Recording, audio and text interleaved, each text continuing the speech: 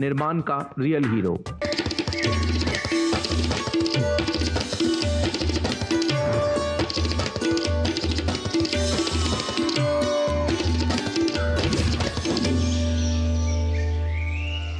नमस्कार, स्वागत है आप सभी का नया सवेरा के एक और खास अंक को लेकर हाजिर हूं मैं कृतिका। और अगले एक घंटे में हम जानेंगे देश दुनिया से जुड़ी तमाम बड़ी और छोटी खबरें, जिसमें मुख्य तौर पर खास तौर पर बात होगी खेल जगत की, राजनीति जगत की, साथ ही एंटरटेनमेंट वर्ल्ड की भी बात होगी।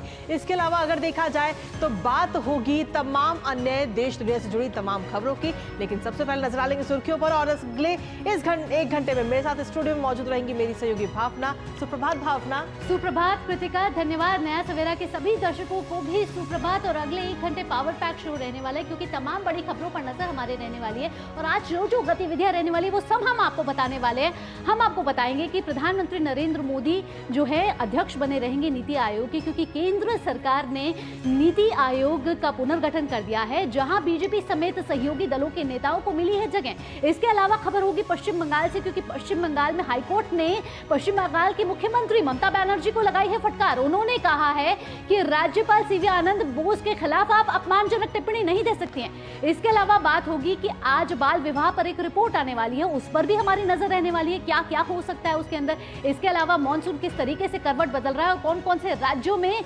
मॉनसून जो है वो कहर बन के आया है। सबसे पहले नया सवेरा की शुरुआत करते हैं सुबह की सुर्खियों के साथ।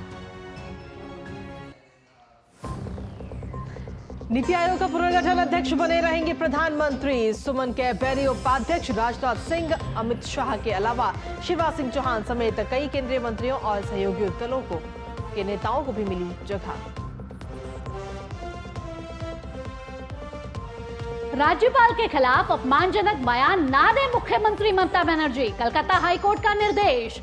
राज्यपाल सीवी आनंद ने किया फैसले का स्वागत।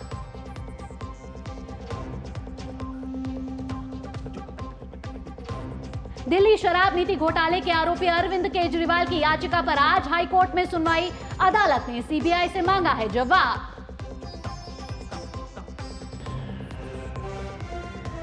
श्री राम मंदिर की सुरक्षा परखने के लिए आज अयोध्या पहुंचेंगे एनएसजी के कमांडो। शहर की सुरक्षा व्यवस्था की भी होगी समीक्षा।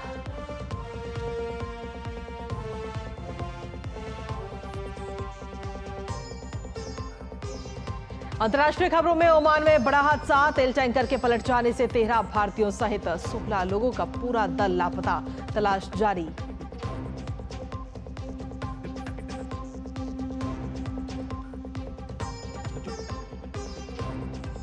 और साथ ही अंतर्राष्ट्रीय खबरों में बांग्लादेश में सरकारी नौकरियों में आरक्षण के मुद्दे पर हिंसक प्रदर्शन, 6 लोगों की मौत, कई घायल, अगले आदेश तक स्कूल कॉलेज बंद।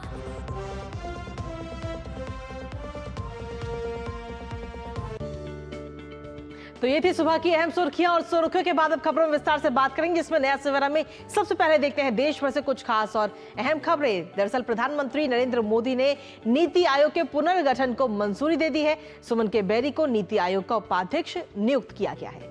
इसके अलावा 4 पूर्णकालिक सदस्यों की भी नियुक्ति की गई है। इनमें डॉक्टर वी के Saraswat, professor Ramesh Chandra, doctor V के पॉल और अरविंद विरमानी शामिल हैं। वहीं केंद्रीय मंत्रियों राजनाथ सिंह, अमित शाह, निर्मला सीतारमण और शिवराज सिंह चौहान को पदेन सदस्य बनाया गया है। इसके अलावा 10 विशेष आमंत्रित सदस्य बनाए गए हैं। इनमें एनडीए सहयोगी दलों को भी जगह दी गई है।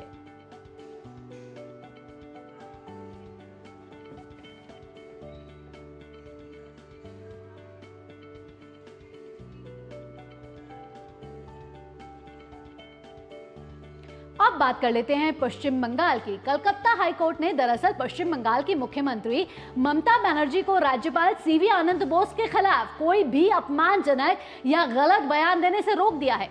मामले की अगली सुनवाई 14 अगस्त को होगी। बिल्कुल, राज्यपाल द्वारा दर्ज कराए गए मानहानि मामले में हाईकोर्ट ने ये अंतरिम आदेश दिया। अदालत ने मुख्यमंत्री ममता बनर्जी के साथ तृणमूल कांग्रेस के 2 नवनिर्वाचित विधायकों सायंतिका बनर्जी और रियात हुसैन सरकार और पार्टी के नेता कुणाल घोष को ऐसी अपमानजनक बयानबाजी न करने का निर्देश दिया है। और इस मामले को लेकर भाजपा तृणमूल सरकार पर भी लगातार हमलावर है। पश्चिम बंगाल विधानसभा में नेता विपक्ष शुभेंदु अधिकारी ने कहा कि ये कितना शर्मनाक है कि एक मुख्यमंत्री को इस वजह से बयानबाजी से रोकना पड़ रहा है क्योंकि वो नहीं जानती कि उन्हें क्या बोलना है। उधर इसी मामले पर पश्चिम बंगाल के राज्यपाल ने इस फैसले का स्वागत किया है। उन्होंने कहा है कि ममता ने जिस प्रकार की बयानबाजी की, उनसे इसकी उम्मीद नहीं थी।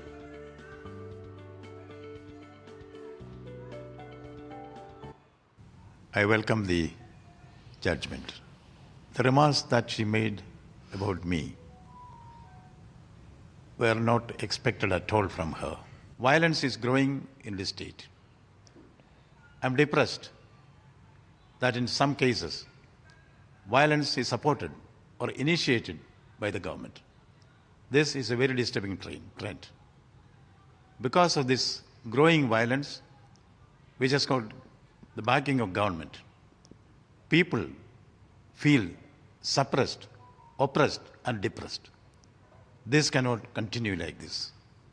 Bengal deserves peace and harmony. वहीं पश्चिम बंगाल भाजपा के वरिष्ठ नेता शुभेंदु अधिकारी ने राज्य सरकार पर जोरदार हमला बोला और उन्होंने कहा कि चुनाव आयोग को बंगाल में इलेक्शन गाइडलाइन बदलना चाहिए। शुभेंदु अधिकारी ने कहा कि टीएमसी ने गुंडों को पोलिंग एजेंट बनाकर रखा है।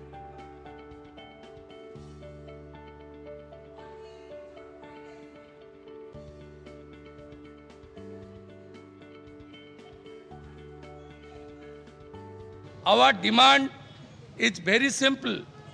ECI should change the election guidelines, especially in Bengal. TMC एक सीट में 8-8, 7-7 करके डैमी प्रत्याशी खड़ा कर रहा है और 8 गुंडा को पोलिंग एजेंट का आई कार्ड देकर अंदर घुसा रहा है। TMC कैडर को presiding polling officer in Raiganj 371 presiding and polling officer selected by a one particular community. They choose in Itahar, Dalkola, Gwalpukur and Chakulia. 371. It's a पक्का सबूत। 3 महीने पहले लोकसभा चुनाव का प्रिजाइडिंग पोलिंग था, सुरेंद्र मीना चेंज कर दिया। इसके ऊपर जांच होना चाहिए। वहीं नेता शुभेंदु अधिकारी राज्यपाल सीवी आनंद बोस से मिले, जहां उन्होंने ज्ञापन सौंपा। इसके साथ ही उन्होंने सोशल मीडिया प्लेटफॉर्म के जरिए जानकारी भी साझा की, जिसमें विधानसभा उपचुनाव पर चौंकाने वाला खुलासा किया है, जहां बड़ी संख्या में मुसलमानों को चुनावी ड्यूटी पर ममता सरकार ने तैनात किया और रायगंज विधानसभा उपचुनाव में ड्यूटी पर सिर्फ मुसलमान ही लगाए गए। रायगंज भाजपा की पक्की सीट है, फिर भी उपचुनाव में बीजेपी हार गई। इस बेहद महत्वपूर्ण आंकड़े पर ध्यान देने की बात कही गई।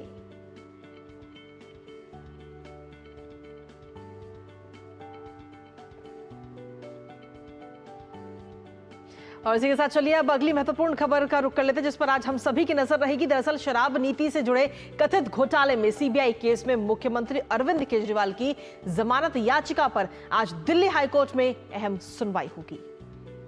प्रवर्तन निदेशालय से जुड़े मनी लॉन्ड्रिंग केस में सुप्रीम कोर्ट उन्हें पहले ही राहत मिल चुकी है। वहीं अब सीबीआई से जुड़े भ्रष्टाचार निरोधक अधिनियम के केस में आज हाईकोर्ट में सुनवाई होनी है।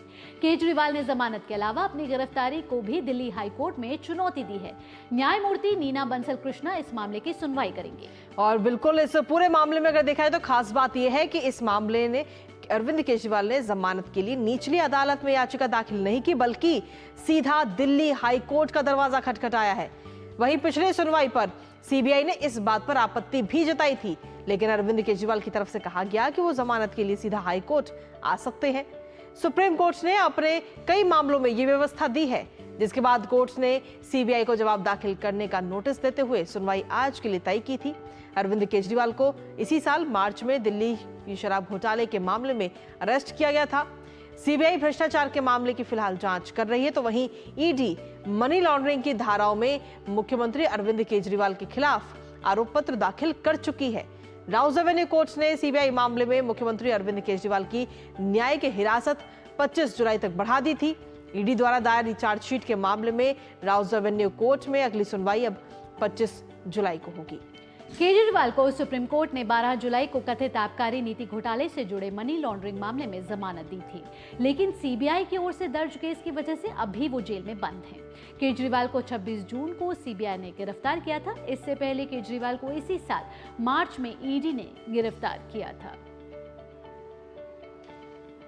तो क्या केजरीवाल को आज राहत मिलेगी या नहीं, इससे जुड़े ज़्यादा जानकारी के साथ हमारे संवाददाता विकास सारथी हमारे साथ जुड़ चुके हैं। विकास, आपसे ताज़ा अपडेट लेना चाहेंगे कि केजरीवाल पर इस समय 2 मामले दर्ज हैं, एक ईडी की तरफ से चल रहा है और एक सीबीआई की तरफ से चल रहा है। जहां ईडी की बात करें तो सुप्रीम कोर्ट से उन्हें अंतरिम जमानत मिल चुकी है, वहीं सीबीआई का अगर मामले की बात करें तो आज दिल्ली हाईकोर्ट में उनको सुनवाई होने वाली है। क्या लग रहा है कि क्या राहत मिलने की उम्मीद है अरविंद केजरीवाल को?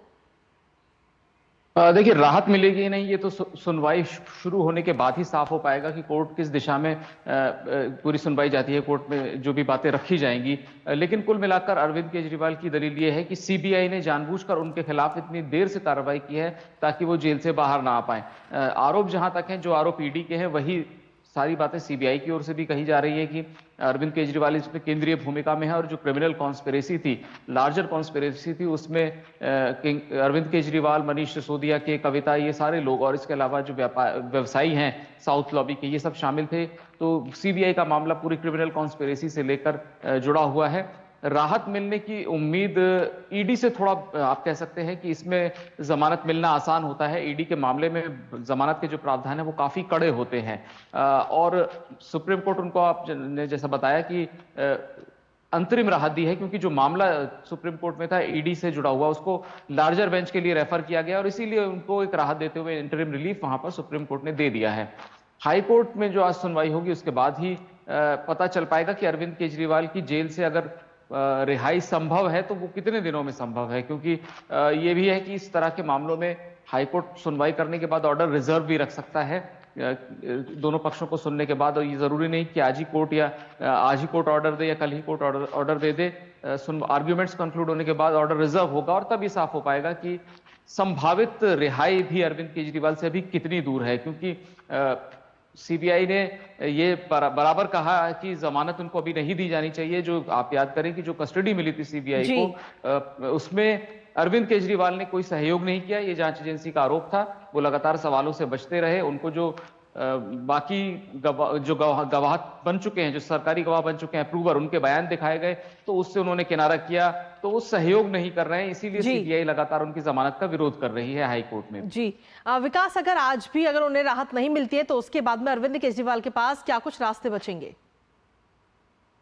देखिए, आज आदेश आ पाने की संभावना काफी कम है, इसीलिए कम से कम वो अभी तो इंतजार करेंगे कि हाईकोर्ट ऑर्डर कब देता है। क्या हाईकोर्ट पूरी हियरिंग के बाद आज ही ऑर्डर देगा या फिर उसमें 1-2 दिन लग सकते हैं।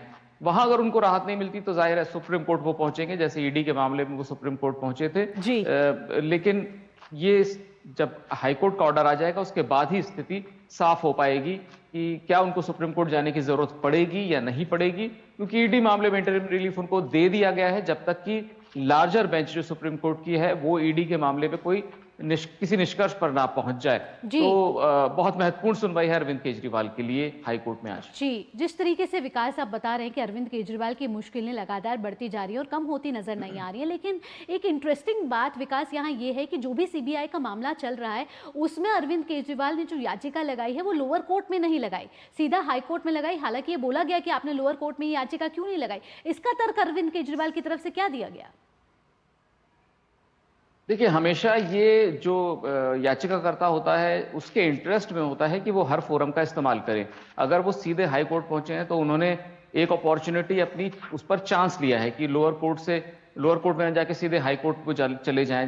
हम आमतौर पर देखते हैं कि जो भी फोरम उपलब्ध है उस पर उसको इस्तेमाल करने की कोशिश पहले की जाती है। इसकी वजह ये हो सकती है कि ईडी मामले में क्योंकि उनको जमानत मिल चुकी है, इसीलिए वो चाहते हैं कि प्रक्रिया जल्दी पूरी हो। सीबीआई के मामले में भी अगर उनको बेल मिलनी है तो जल्दी से जल्दी मिल जाए, चाहे वो हाई कोर्ट से मिले या सुप्रीम कोर्ट से मिले। इसीलिए वो निचली अदालत में जो पूरा मामले को ले जाकर के अपने समय को बर्बाद नहीं करना चाहते थे, ऐसा लगता है। इसीलिए सीधे हाई कोर्ट में उन्होंने ये याचिका दाखिल की है, सीबीआई अरेस्ट और जमानत के लिए, दोनों मामलों।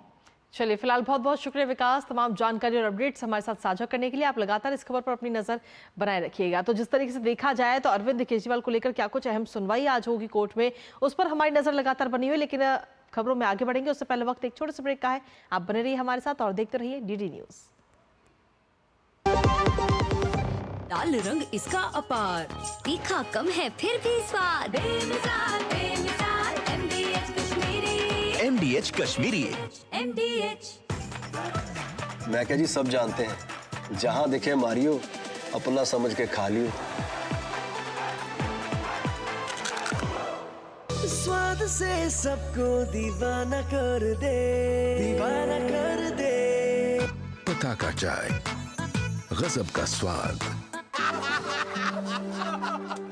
चुटकुला समझ नहीं आया? समझ तो ये नहीं आता कि खेत धान का या खरपतवार का। तो इसमें समझना क्या है दोस्त? ले आओ धान के खरपतवारों का स्पेशलिस्ट ग्रीन लेवल, IIL के ट्रैक्टर ब्रांड का ग्रीन लेवल, धान के खरपतवारों का स्पेशलिस्ट। अब आया असली स्वाद। अब आया स्वाद। जब स्वाद के पड़े हो लाले तो MDH का चंकी चाट मसाला डालें। MDH का चंकी चाट मसाला।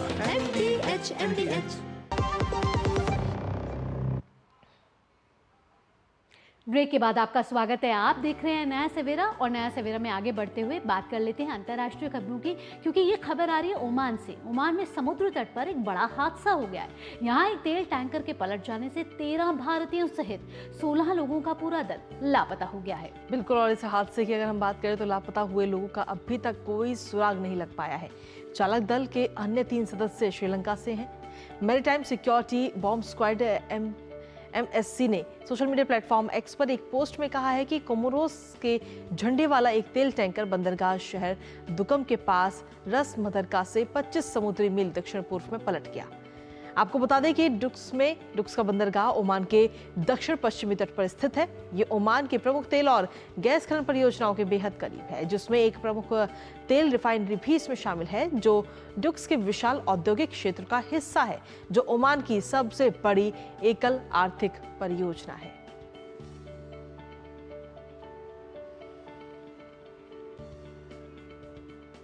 और आगे बढ़ते हुए बात कर लेते हैं देश भर में आए मॉनसून की, क्योंकि मॉनसून से कई राज्यों में स्थिति जो है वो बिगड़ गई है बाढ़ के कारण। और अगर बात करें अगर असम की, तो असम में हालांकि स्थिति में ज़रूर सुधार हुआ है और बाढ़ से प्रभावित लोगों की संख्या घटकर करीब 4 लाख हो गई है।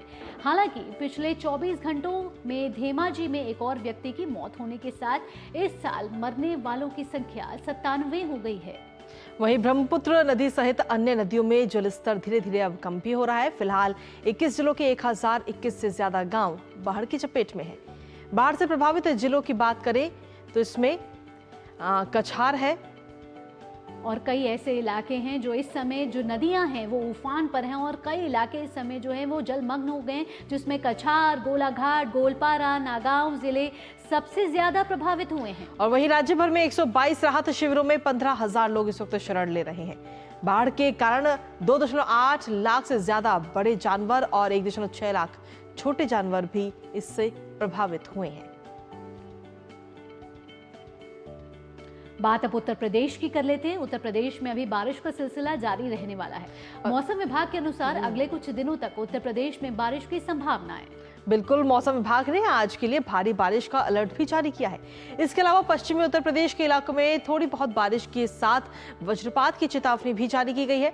लोगों को नदी और तालाब से दूरी बनाए रखने की भी अपील की गई है। तो वहीं यूपी में बाढ़ की स्थिति भी बेहद चिंताजनक बनी हुई है।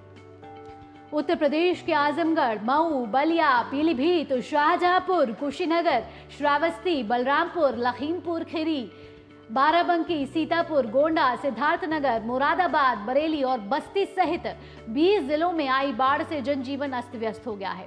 बात अगर नदियों की करें तो गंगा, गोमती, शारदा समेत कई नदियां खतरे के निशान से अभी भी ऊपर बह रही हैं। वाराणसी में गंगा का जलस्तर तेजी से बढ़ रहा है। बाढ़ से कुल 20 जिलों की 69 तहसीलों के 1571 गांव और बरेली, पीलीभीत और शाहजहांपुर के शहरी क्षेत्र प्रभावित हुए हैं। और इसकी वजह से ही जिसके कारण अब तक लगभग 15 लाख लोग प्रभावित हुए हैं। कई गांवों का जो संपर्क कटने से टापू में तब्दील हो चुके हैं। मुख्यमंत्री योगी आदित्यनाथ भी बाढ़ की स्थिति पर लगातार अपनी नजर बनाए हुए हैं। उन्होंने उच्च स्तरीय बैठक में बाढ़ की ताजा स्थिति की समीक्षा की और प्रशासन को आवश्यक दिशा निर्देश भी दिए हैं। आइए आगे बढ़ते हैं और बात कर लेते हैं गुजरात की। गुजरात में भी मानसून कहर बनके बरपा है। गुजरात के कई हिस्सों में पिछले 24 घंटों में भारी बारिश हुई है, जिससे कई इलाके जलमग्न हो गए हैं। वहीं गुजरात में आज के लिए मौसम विभाग ने भारी से अति भारी बारिश का अलर्ट जारी किया है। बिल्कुल, गुजरात की जब हम बात करते हैं उसमें जामनगर, खंभालिया, ओखा, द्वारका, पोरबंदर, सोमनाथ, दीव, ऊना, वेरावल और भावनगर सहित सौराष्ट्र के पूरे समुद्र तट पर बहुत भारी बारिश की चेतावनी जारी की गई। गुजरात में हो रही भारी बारिश के बाद हालात बेहद खराब हैं। सुरेंद्रनगर, नवसारी और जूनागढ़ में बारिश के बाद आम जनजीवन बुरी तरह से प्रभावित हुआ है। सड़कें जलमग्न हैं, मोहल्लों में पानी भर गया है, यातायात व्यवस्था पूरी तरह से ठप है। सरदार सरोवर बांध में बारिश के बाद जलस्तर में 52 सेंटीमीटर की वृद्धि दर्ज की गई है। और गुजरात के बाद अब बात करते हैं केरल के मानसून की। दरअसल केरल में मूसलाधार बारिश से आम जनजीवन अस्त व्यस्त हो चुका है। प्रशासन ने आज 8 जिलों के शिक्षण संस्थानों में छुट्टी की घोषणा कर दी है। जिन जिलों में छुट्टी घोषित की गई है उनमें कन्नूर, कोझिकोड, वायनाड, पलक्कड, त्रिशूर, इडुक्की, अलपुझा और कोट्टायम इसमें शामिल हैं। इन जिलों में ट्यूशन केंद्रों, आंगनवाड़ी और पेशेवर शिक्षा संबंधी महाविद्यालयों सहित सभी शिक्षण संस्थानों में छुट्टी रहेगी। हालांकि जिलाधिकारियों ने स्पष्ट किया है कि पहले से निर्धारित परीक्षाओं के कार्यक्रम में कोई बदलाव नहीं किए जाएंगे। भारतीय मौसम विभाग ने राज्य में अगले 4 दिनों तक भीषण वर्षा की चेतावनी दी है। वहीं मल्लापुरम, कोझिकोड, वायनाड, कन्नूर और कासरगोड जिलों में बारिश का ऑरेंज अलर्ट जारी किया गया, जबकि पथनमथिट्टा, अलपुझा, कोट्टायम, इडुक्की, एर्नाकुलम, त्रिशूर और पलक्कड जिलों में आज येलो अलर्ट जारी किया गया है। वहीं खराब मौसम को देखते हुए केरल, कर्नाटक और लक्षद्वीप के तटीय क्षेत्रों में प्रशासन ने मछुआरों को समुद्र में नहीं जाने के भी निर्देश दिए हैं। तो मानसून ने किस तरीके से करवट बदली है और कैसे कई राज्यों पर कहर बन के बरसा है, इससे जुड़ी जानकारी हमारे संवाददाता हम तक पहुंचाएंगे। पार्थ जुड़ रहे हैं अहमदाबाद से, वहीं गुवाहाटी से जुड़ रहे हैं निलोत्पल। सबसे पहले पार्थ, आपके पास आना चाहेंगे, गुजरात का हाल जानना चाहेंगे। किस तरीके से गुजरात में कई जिलों में हमने देखा है कि किस तरीके से सड़कें जो हैं वो का संपर्क टूट गया है और बेहद ही जनजीवन अस्त व्यस्त नजर आ रहा है वहां पर।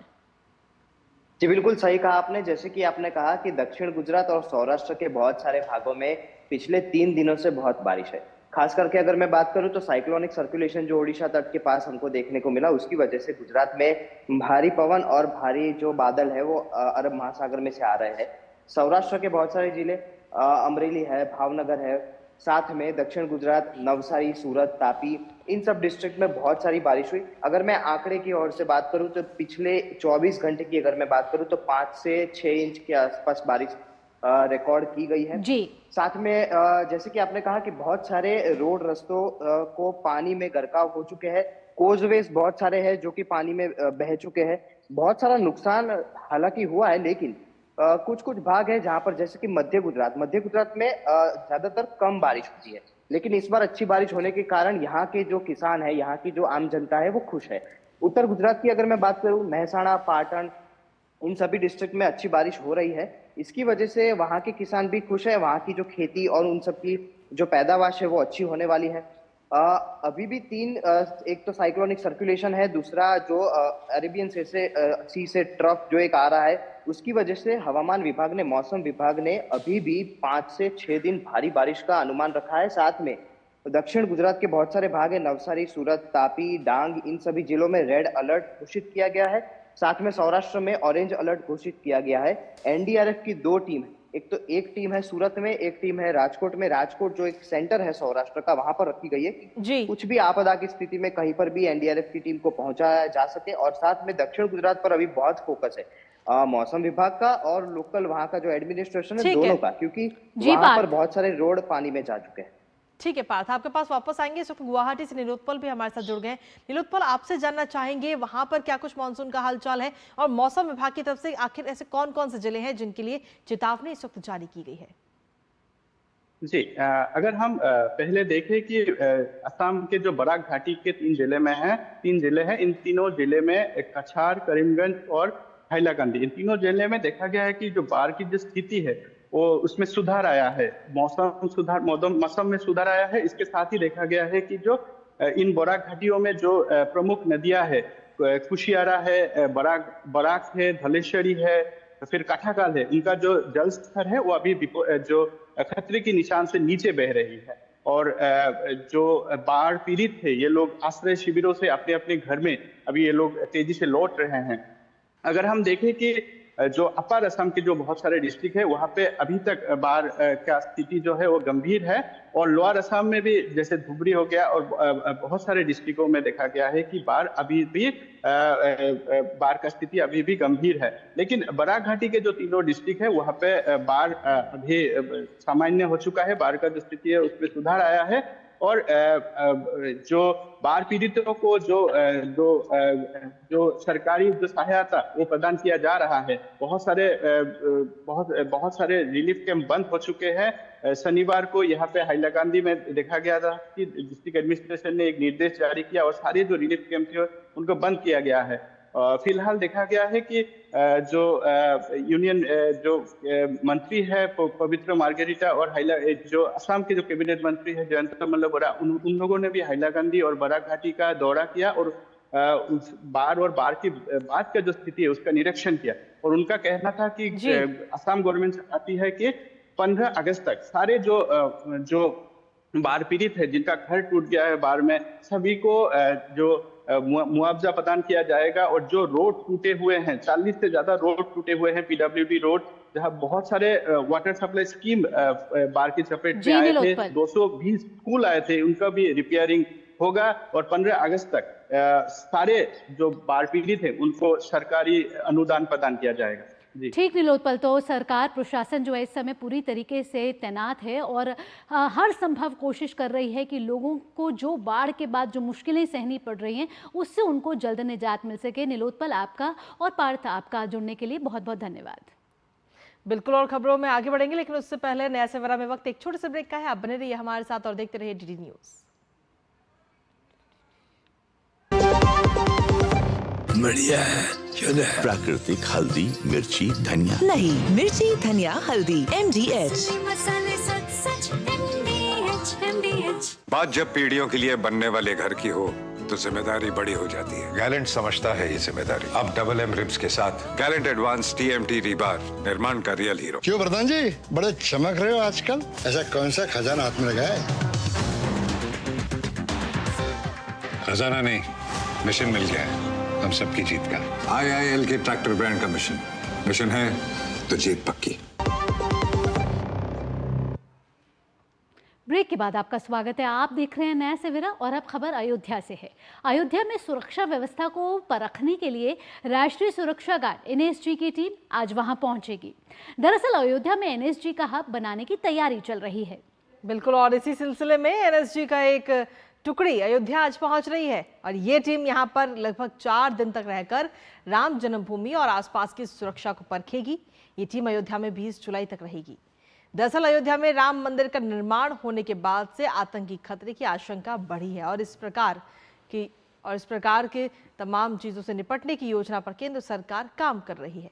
हर रोज 1 लाख से ज्यादा श्रद्धालु यहां आकर दर्शन कर रहे हैं। ऐसे में यहाँ की सुरक्षा व्यवस्था को पुख्ता बनाए जाने पर जोर दिया जा रहा है। तो सुरक्षा व्यवस्था को पुख्ता बनाने के लिए अयोध्या में NSG की एक टीम आज जो है अयोध्या पहुंचेगी। ज़्यादा जानकारी के लिए हमारे संवाददाता रामेंद्र सिंह हमारे साथ जुड़ चुके हैं।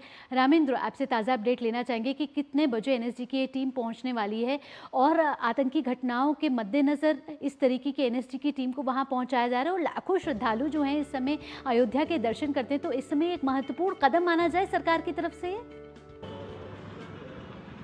देखिए, सरकार की तरफ से महत्वपूर्ण कदम भी माना जाए। दूसरा, अयोध्या की आप सुरक्षा की बात करते हो तो चाहे पुरातन की बात रही हो, चाहे आज की बात रही हो, चाहे अयोध्या के जब मंदिर नहीं बना था तब की बात रही हो, अयोध्या की सुरक्षा व्यवस्था हमेशा पुख्ता रही। 2005 की घटना में जब 5 आतंकवादी अंदर घुसे थे और सीता रसोई की तरफ आए तो सुरक्षा बलों ने उनको वहीं ढेर कर दिया था। उसके अलावा भी 2 बम मिले थे। एक बम रेलवे स्टेशन पर मिला था, एक हनुमानगढ़ी के मंदिर के पास जीप के नीचे मिला था।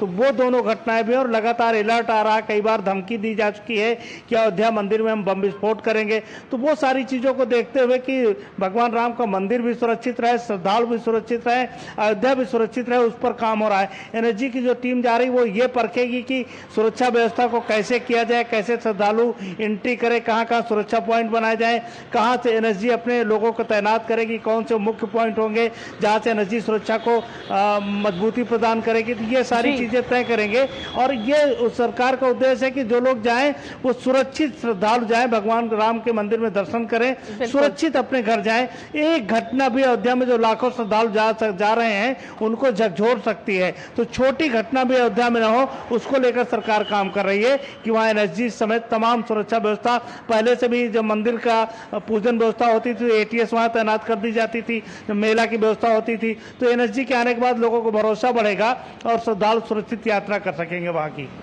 बिल्कुल, अगर देखा जाए तो अयोध्या में राम मंदिर बनने के बाद से ही लगातार लाखों की संख्या में श्रद्धालु वहां पर पहुंच रहे हैं और ऐसे में उनकी सुरक्षा का ध्यान रखना सबसे बड़ी जिम्मेदारी है सरकार की। तो जब एनएसजी वहां पर पहुंचेगी तो पूरा हब बनाने की भी तैयारी इस वक्त चल रही है अयोध्या को।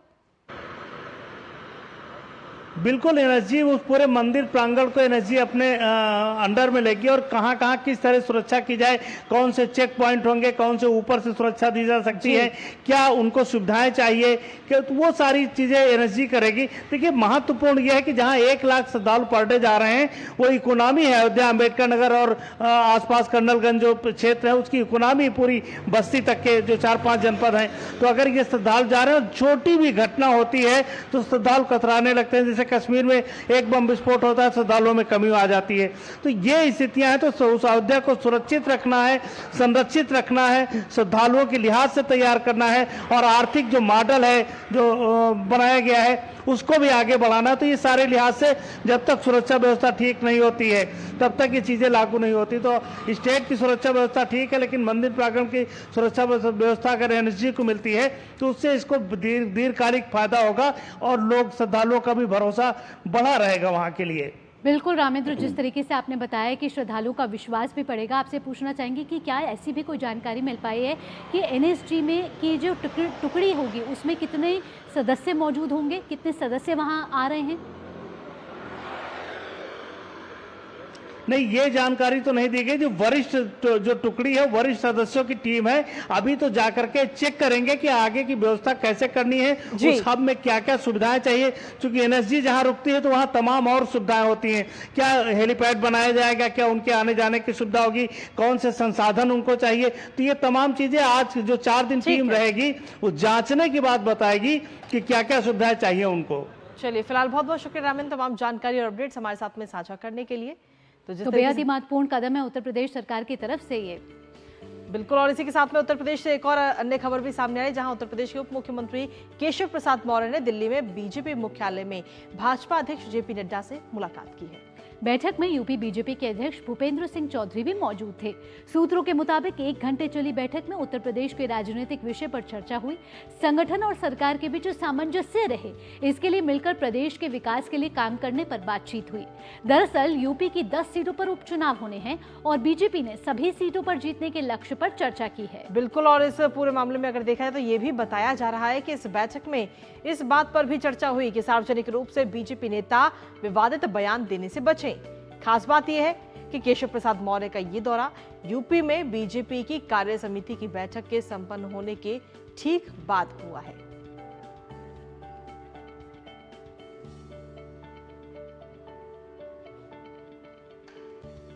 और अब एक और महत्वपूर्ण खबर है कि आज एक रिपोर्ट है जो पेश होने वाली है और ये रिपोर्ट है बाल विवाह से जुड़ी हुई। बाल विवाह जैसी कुप्रथा के खिलाफ आज रिपोर्ट जारी की जाएगी। इस रिपोर्ट को राष्ट्रीय बाल अधिकार संरक्षण आयोग और बाल विवाह मुक्त भारत संस्थान ने मिलकर तैयार किया है। बिल्कुल, और इसे खास तौर पर आज विश्व अंतर्राष्ट्रीय न्याय दिवस पर जारी किया जाएगा। इस मौके पर राष्ट्रीय बाल अधिकार संरक्षण आयोग के प्रमुख प्रियंक कानूनगो और बाल विवाह मुक्त भारत संस्थान के संस्थापक भुवन रिभु भी मौजूद रहेंगे।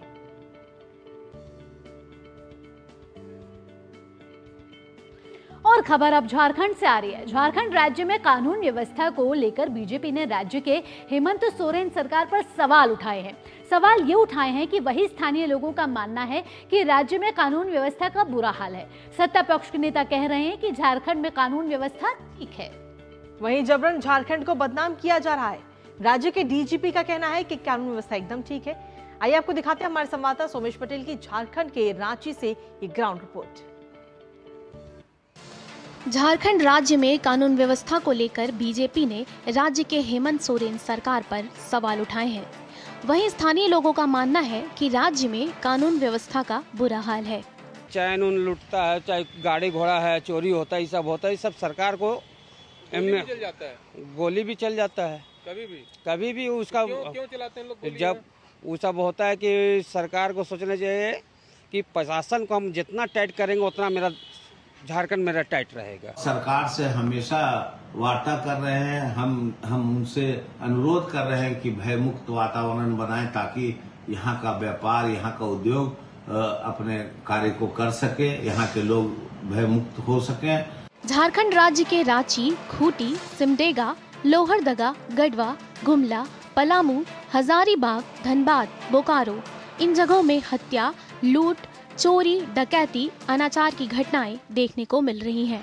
कानून व्यवस्था राज्य का मामला है और राज्य में चोरी होगी, डकैती होगी, हत्या होगी, महिलाओं के साथ दुष्कर्म होगा, तो ये अपराधियों को पकड़ने का काम राज्य सरकार का है और राज्य सरकार जिसका काम था अपराधियों को पकड़ना, उनको आप टूल की तरह यूज करते हैं, उसको वसूली में लगा दिए हैं। कानून व्यवस्था तो बिल्कुल सही है, इसमें कहीं कोई दिक्कत नहीं है। और जितने भी अभी इस साल में अगर हम लें 2024 वर्ष के, तो जितने त्यौहार होते हैं जिसके अंदर चाहे वो जहाँ पर भी क्राउड होता है, क्राउड का मैनेजमेंट हो या जो चुनाव हो या बाकी जो चीज़ें हैं, सब सामान्य रही हैं as compare to other states जहाँ पर कि मतलब कुछ घटनाएं घटी थी, वायलेंस वगैरह की भी। हमारी सरकार जब से आई है ह्यूमन ट्रैफिकिंग पर बहुत ज़्यादा कंट्रोल हुआ है, नियंत्रण हुआ है। आप उसके भी आंकड़े देख सकते हैं, पिछली सरकार में वो बहुत ज़्यादा था। हमारी सरकार ने कई एक बच्चियों को दूसरे राज्यों से रेस्क्यू करके लाया। वहीं झारखंड राज्य के विधि व्यवस्था को लेकर राज्यपाल सीपी राधाकृष्णन ने भी चिंता जताई है। झारखंड में कानून व्यवस्था को लेकर राज्यपाल ने मुख्यमंत्री हेमंत सोरेन को पत्र लिखा है। इसे लेकर सियासी बवाल शुरू हो गया है। बीजेपी और झामुमो एक दूसरे पर खूब जुबानी तीर छोड़ रहे हैं। झारखंड राज्य में कानून व्यवस्था को लेकर सवाल उठ रहे हैं। विपक्ष इसे जहां राज्य सरकार की नाकामी बता रहा है, तो वहीं सत्ता पक्ष आरोप लगाने वाले विपक्ष पर एक बार पड़ोसी राज्यों की स्थिति देखने की बात कह रहे हैं। लेकिन जमीनी सच्चाई यही है कि झारखंड राज्य में पिछले लंबे समय से कानून व्यवस्था पर सवाल उठ रहे हैं। Somesh Patel, TD news, Ranchi, Jharkhand.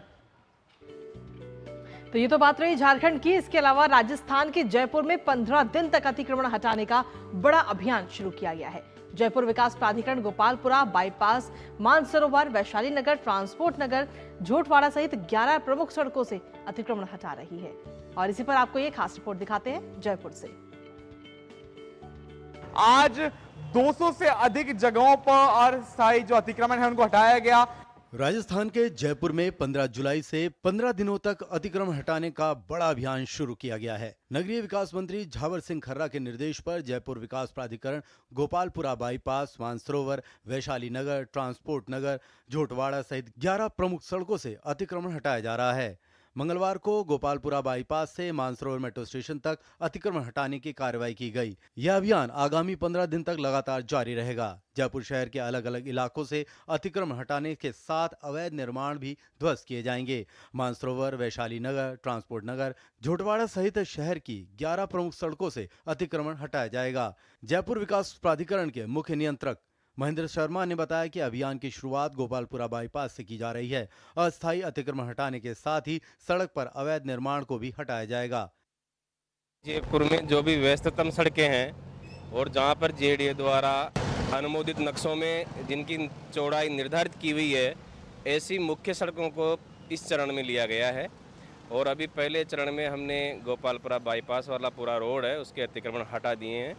और अब जो किंग्स रोड है सामनगर थाने सामने अजमेर रोड तक जा रही है, उस पर इस समय हमारी कार्रवाई चल रही है। और आगे 31 जुलाई तक हमारा ये प्रोग्राम है, उसमें इस तरह की व्यस्ततम सड़कों को शामिल किया गया है। 7 साल पहले यहाँ पे जो रोड है उसको चौड़ा किया गया था, उसको लेकर जो दुकानों के अतिक्रमण उसको हटाए गए थे। इसके बाद 7 साल बाद वापस से जो जेडीए है वो एक्शन मोड में है और जयपुर भर के 11 जोन को चिन्हित करके अतिक्रमण हटाए जा रहे हैं। कैमरामैन सुनील के साथ में लक्ष्य आर, डीडी न्यूज जयपुर। बढ़ते हैं अगली खबर की ओर। G7 समूह के व्यापार मंत्रियों की बैठक में हिस्सा लेने इटली गए केंद्रीय वाणिज्य मंत्री पीयूष गोयल ने न्यूजीलैंड के व्यापार मंत्री टॉड मैकले से मुलाकात की। विलासैन जियोवानी में हुई इस वार्ता में अहम मुद्दों पर चर्चा हुई है। दोनों नेताओं ने द्विपक्षीय व्यापार और निवेश संबंधों को और अधिक गति देने का विचार विमर्श किया है। पीयूष गोयल ने यूरोपीय आयोग के कार्यकारी उपाध्यक्ष वाल्डिस डोम्ब्रोव्स्की से मुलाकात की। दोनों नेताओं ने भारत यूरोपीय संघ व्यापार और आर्थिक सहयोग को बढ़ावा देने पर बातचीत की। इस दौरान भारत यूरोपीय संघ मुक्त व्यापार समझौते को लेकर जारी वार्ता में हुई प्रगति की भी समीक्षा की गई। दोनों नेताओं ने आपसी हित के विभिन्न क्षेत्रों में सहयोग को मजबूत करने पर भी विचारों का आदान प्रदान किया। और नया सवेरा में खबरों का सिलसिला यूं ही लगातार जारी है। ब्रेक के उस पर आपको दिखाएंगे आज के अखबारों में क्या कुछ अहम सुर्खियां हैं, लेकिन उससे पहले वक्त एक छोटे से ब्रेक का। आप देखते रहिए डीडी न्यूज। MDH का किचन किंग किचन में हो तो हम सब कुछ बना सकते हैं। बैंगन का भरता, आलू गोभी, भिंडी मसाला और भी बहुत कुछ। MDH। मैं क्या जी सब जानते हैं, जहाँ दिखे मारियो, अपना समझ के खा लियो।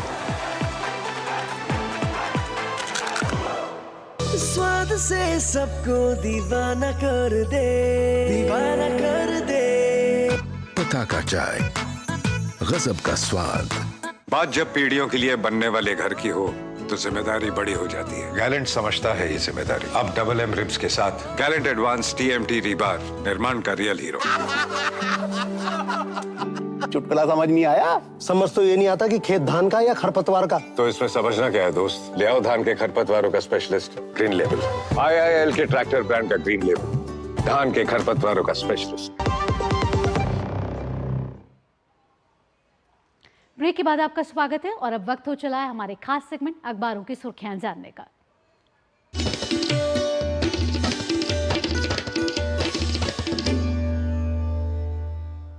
और अखबारों की सुर्खियां जानने के लिए सीधा रुख करते हैं हमारे सहयोगी जया सिन्हा का। जया, आज के अखबारों में क्या कुछ अहम सुर्खियां प्रकाशित की गई हैं?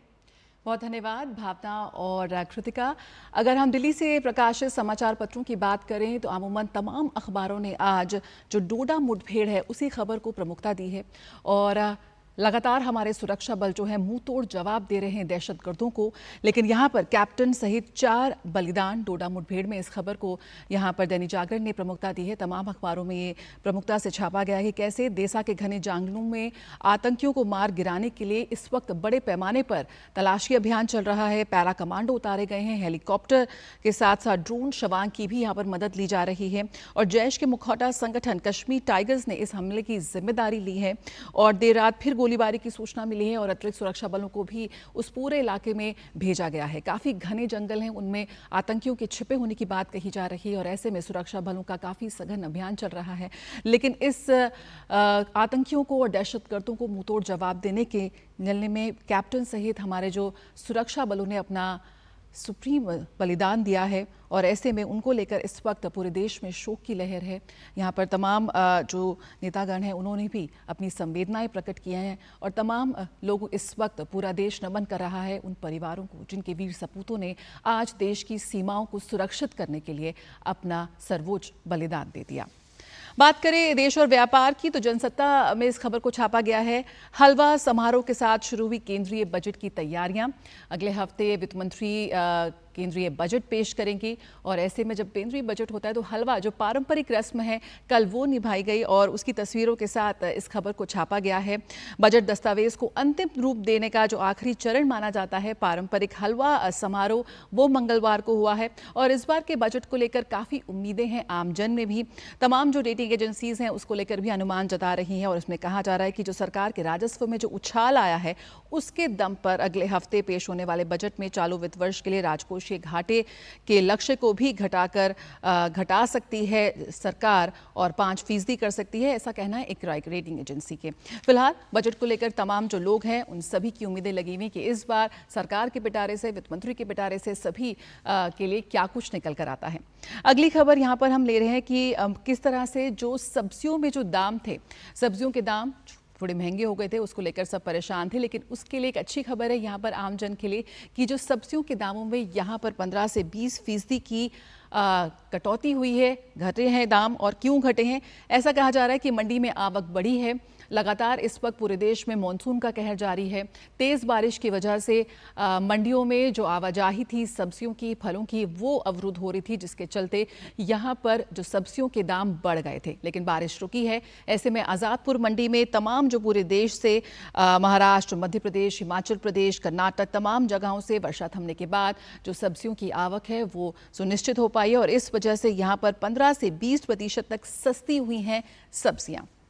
एक और अच्छी खबर यहाँ पर हम लेंगे राष्ट्रीय सहारा से कि कैसे वाहन उद्योग में निकलेंगी 2 लाख नौकरियाँ।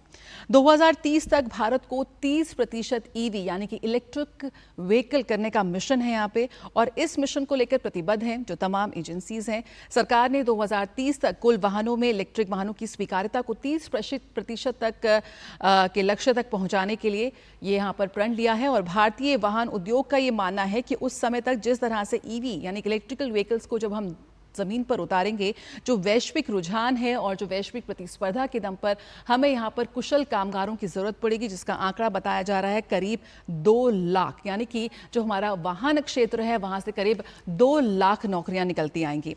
और अगली खबर यहाँ पर लेंगे कि किस तरह से इलाज के लिए विदेशियों के लिए पसंद बन रहा है भारत। यहाँ टूरिज्म की बात करते हैं। भारत दुनिया के जो सबसे पसंदीदा पर्यटन क्षेत्रों में आता है, लेकिन मेडिकल टूरिज्म के क्षेत्र में भी भारत लगातार नई कीर्तिमान हासिल कर रहा है। पिछले 2 साल के आंकड़े यहाँ पे डाले गए हैं। 2022 में करीब 60 लाख से ज़्यादा लोग यहाँ पर आए हैं भारत में।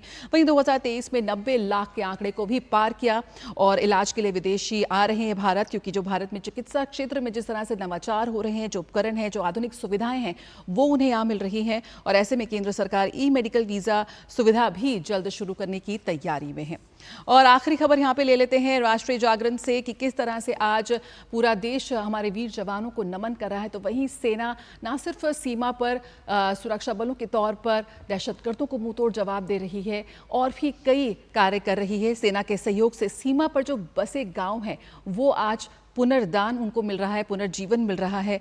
किस तरह से देश की सीमाओं को दुश्मन से सुरक्षित रखने वाली सेना अब सीमा पर बसे गांव को भी एक नया जीवन दे रही है। इससे जुड़ी खबर है यहाँ पर कि कैसे जो सरकार की वाइब्रेंट विलेज योजना है, उसके तहत जो कई गांव खाली हो गए थे सीमा क्षेत्रों से जुड़े हुए, वहां पर सेना पहुंच रही है। ऐसे में रोजगार बढ़ रहा है और पलायन भी रुक रहा है। दिल्ली से प्रकाशित समाचार पत्रों की सुर्खियों में फिलहाल इतना ही। जी हाँ, बहुत बहुत धन्यवाद। राष्ट्रीय राजधानी दिल्ली से प्रकाशित समाचार पत्रों के विभिन्न क्षेत्रों की खबरों को हमारे दर्शकों तक पहुंचाने के लिए। बिल्कुल, और खबरों में आगे बढ़ेंगे, लेकिन उससे पहले वक्त एक छोटे से ब्रेक का है। बने रहिए हमारे साथ। दादी के हाथों का जादू और खुशबू से महकता घर। MDH गरम मसाला, असली मसालों से भरा हूँ मैं, क्योंकि हर रिश्ता है स्वाद से जुड़ा। ऐसा कौन सा खजाना हाथ में लगा है? खजाना नहीं, मिशन मिल गया है हम सबकी जीत का। भारत में बना आधुनिक कीटनाशक जिसकी बेजोड़ क्वालिटी से मिले फसल की बेहतरीन पैदावार। IIL के ट्रैक्टर ब्रांड का मिशन है तो जीत पक्की। बात जब पीढ़ियों के लिए बनने वाले घर की हो तो जिम्मेदारी बड़ी हो जाती है। गैलेंट समझता है ये जिम्मेदारी। अब MM रिम्स के साथ गैलेंट एडवांस TMT रीबार, निर्माण का रियल हीरो। ब्रेक के बाद आपका स्वागत है और वक्त हो चला है दुनिया भर की कुछ खास खबरों पर नजर डालने का।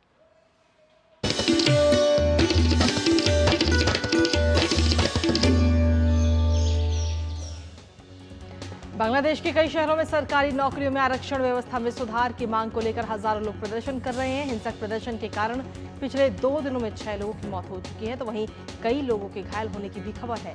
सरकार ने बढ़ती हिंसा के बीच स्कूलों और कॉलेजों को अगले आदेश तक बंद रखने का निर्देश दिए हैं।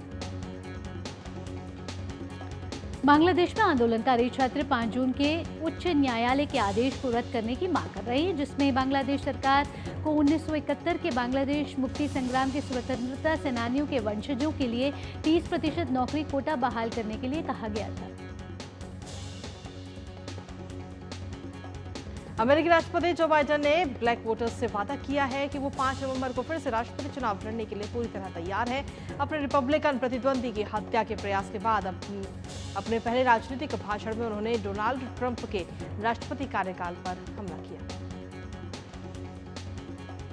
टोरंटो में भारी बारिश के कारण शहर में भीषण बाढ़ आ गई है। मूसलाधार बारिश से शहर के प्रमुख राजमार्गों पर पानी भर गया है, जिससे वाहन चालक फंस गए हैं। इसके चलते टोरंटो के कुछ सबसे व्यस्त सड़कों पर वाहनों की कतारें लग गई।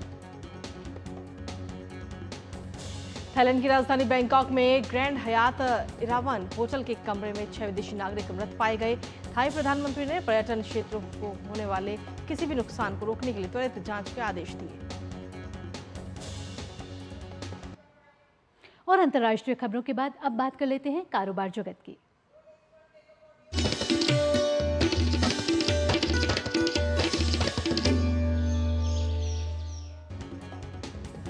अंतर्राष्ट्रीय मुद्रा कोष ने निजी खपत, खास तौर से ग्रामीण क्षेत्रों की बेहतर संभावनाओं का हवाला देते हुए वित्त वर्ष 2024-25 के लिए भारत का वृद्धि दर 7% कर दिया है। अदानी समूह की सहायक कंपनी सीडीएस डिजिटेक लिमिटेड ने क्लाउड प्लेटफॉर्म कंपनी कोरेज आईओ का अधिग्रहण किया है। कोरेज आईओ डेटा की सुरक्षा के लिए क्लाउड सर्विस मुहैया कराता है। एप्पल ने वित्त वर्ष 2024 में भारत में लगभग $8 बिलियन की मजबूत बिक्री की नई ऊंचाई को हासिल किया है, जो लगभग 33% की वार्षिक वृद्धि की दर है। भारत द्वारा पीएलआई योजना को बढ़ावा देने के कारण मोबाइल फोन निर्यात में वित्त वर्ष 2024 में काफी वृद्धि हुई है, जिसकी वजह से चीन और वियतनाम जैसे मोबाइल बनाने वाले दिग्गज देश भारत से होड़ में पीछे रह गए हैं। कृषि मंत्रालय द्वारा जारी नवीनतम आंकड़ों के अनुसार इस साल बेहतर मानसून के बीच चालू सीजन के दौरान खरीफ फसल की बुआई का कुल क्षेत्रफल 10.3% बढ़कर 575 लाख हेक्टेयर को पार कर गया है। Federation of automobile dealers association के आंकड़ों के अनुसार वित्तीय वर्ष 2024-25 के अप्रैल-जून तिमाही में देश में ऑटोमोबाइल के खुदरा बिक्री में पिछले वर्ष की समान अवधि की तुलना में 9% की वृद्धि दर्ज की गई।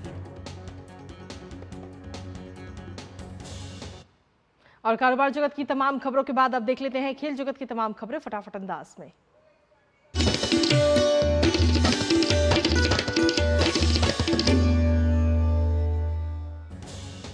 भारतीय क्रिकेट टीम के मुख्य कोच गौतम गंभीर ने IPL franchise Kolkata Knight Riders और प्रशंसकों के प्रति आभार व्यक्त किया है। दरअसल गंभीर अब जल्द ही भारतीय क्रिकेट टीम को ज्वाइन करेंगे। यूरो 2024 के फाइनल में स्पेन से हार झेलने के बाद इंग्लैंड टीम के मुख्य कोच गैरेथ साउथगेट ने अपने पद से इस्तीफा दे दिया है। जूड बेलिंघम ने इंग्लैंड के पूर्व मैनेजर गैरेथ साउथगेट की सराहना की। उन्होंने कहा कि साउथगेट राष्ट्रीय टीम के इतिहास में सर्वश्रेष्ठ कोचों में से एक है। फ्रांस के खिलाड़ी काइले एम्बापे को रियल मैड्रिड ने आधिकारिक तौर पर पेश किया। इस मौके पर एम्बापे ने कहा कि उनका बचपन से सपना था कि वो रियल मैड्रिड के लिए खेलें। पूर्व विश्व नंबर 1 खिलाड़ी स्पेन के राफेल नडाल ने स्वीडिश ओपन के दूसरे दौर में जगह बना ली। उन्होंने पहले दौर के मैच में लियो बोरी को 6-3, 6-4 से हराया। पेरिस पुलिस ने 185 किलोमीटर लंबी लेन ओलंपिक के लिए सुरक्षित कर दी है, ताकि ओलंपिक खेलों से जुड़े अधिकारी, खिलाड़ी और अन्य लोगों को यातायात के दौरान कोई परेशानी ना हो। खेल जगत के बाद अब खबरें सिने और ग्लैमर वर्ल्ड से। अंदाज फटाफट।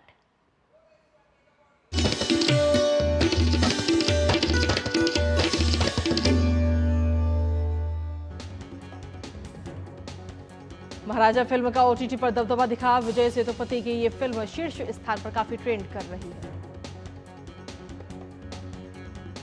तेलुगु अभिनेता कोनिडेला रामचरण का लंदन के तुसाद म्यूजियम में मोम का पुतला लगाया गया है। कद और काठी की नाप देने के लिए रामचरण लंदन पहुंचे। सोल्जर फिल्म के सीक्वल सोल्जर 2 शूटिंग अगले साल शुरू होगी। अभिनेता बॉबी देओल और अभिनेत्री प्रीति जिंटा इस फिल्म में फिर साथ नजर आएंगे। बिग बॉस से निकलने के बाद दिल्ली की वड़ा पाव गर्ल के नाम से फेमस चंद्रिका गेरा दीक्षित का उनके पति ने शानदार स्वागत किया। रिलीज से पहले विकी कौशल और तृप्ति डिमरी की फिल्म बैड न्यूज को बड़ा झटका लगा। सेंसर बोर्ड ने कई दृश्यों को काटा। बैड न्यूज फिल्म की एक्ट्रेस तृप्ति डिमरी पहले दिग्गज अभिनेत्री श्रीदेवी के साथ मॉम फिल्म में काम कर चुकी हैं। सोशल मीडिया पर उनकी एक साथ में खींची तस्वीरें वायरल हो रही हैं।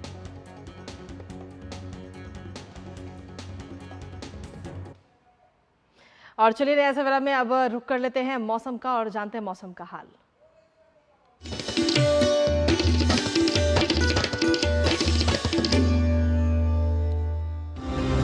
आज मौसम विभाग ने दिल्ली में हल्की बारिश की संभावना जताई है। वहीं दक्षिण भारत की बात की जाए तो केरल में झमाझम बारिश के आसार है। मौसम विभाग का अनुमान है कि आज उत्तर प्रदेश में कई जगहों पर गरज के साथ बारिश हो सकती है।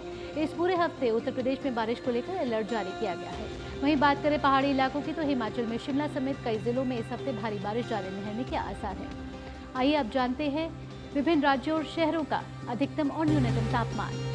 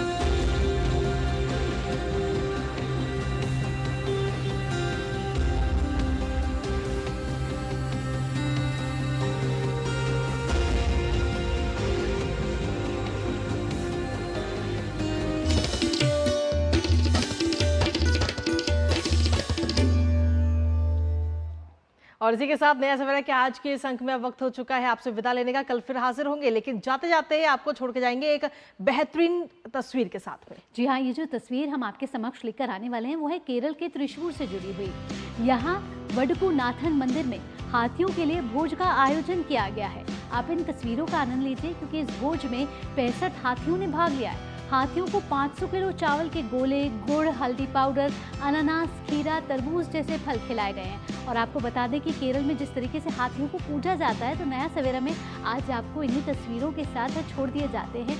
आखिर हमारे देश में, हमारी संस्कृति में हम हर जीव में ईश्वर का अंश ही तो देखते हैं। इसी के साथ मुझे, कृतिका और नया सवेरा की पूरी टीम को दीजिए अनुमति। खबरों का सिलसिला यूं ही जारी रहेगा।